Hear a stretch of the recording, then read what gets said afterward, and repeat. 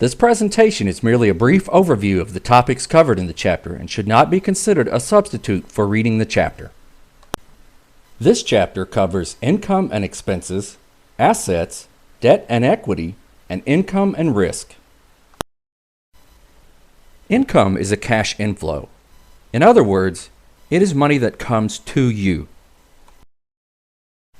There are three ways to earn income: selling labor, which means working; selling capital, which is investing; and renting capital, which is lending to gain interest income. Expenses are cash outflows for items that are consumed. You, like all people, continually consume, so you have recurring expenses. Most of us have expenses for housing, transportation, food, and entertainment, just to name a few. If your income is greater than your expenses, you have a budget surplus. In other words, you have money left over after you've paid your expenses. You can do with this money as you wish. Getting ahead in a personal financial sense almost always requires creating a budget surplus and then investing that surplus. If your income is less than your expenses, you have a budget deficit. This means that you run out of money and probably have to borrow to pay your bills. This is extremely undesirable. Possible solutions to turning a budget deficit into a surplus are to increase your income, maybe by getting a second job, and/or cut your expenses.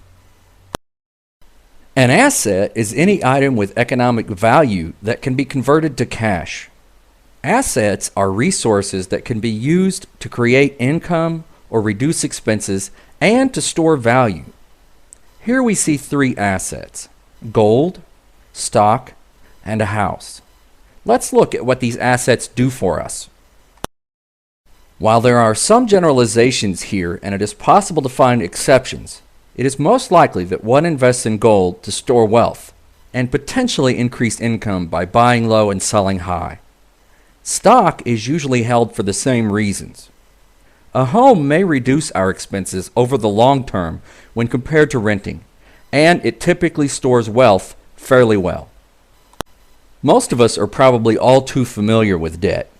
Technically, debt means renting someone else's money for a period of time. We usually call this renting borrowing. While debt, such as credit card debt, that carries high interest rates and is used for unnecessary items is bad, some debt, like student loans, which allow us to get an education we might otherwise not have been able to obtain, is good. Equity represents ownership. Let's pretend that you want to buy a vacation cottage and you have saved $100,000 for such a purpose. You find the perfect cottage, but it costs $150,000.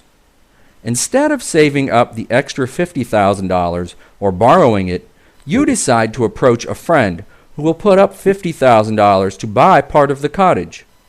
You spend $100,000 and your friend spends $50,000.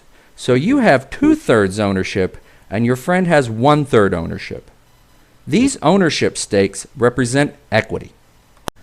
Now let's look at another way you could have bought the cottage. You could have borrowed $50,000 from the bank. Of course, you would have to pay the money back plus interest, so it would cost you more than $50,000 over time, but you would own 100% of the cottage and not have to share it with your friend. Finally, let's turn our attention to risk.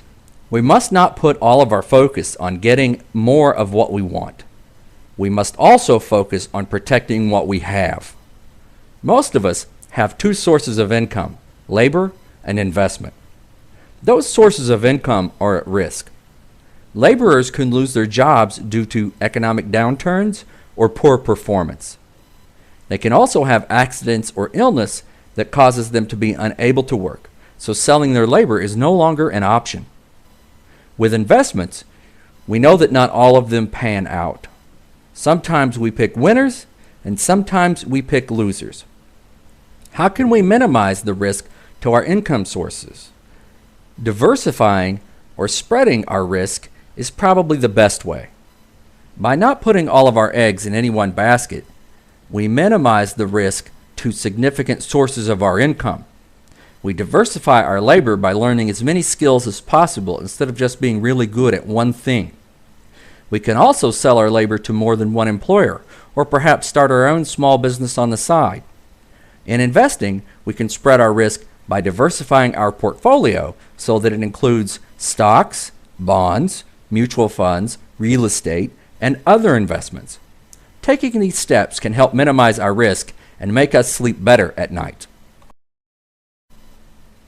That concludes this presentation.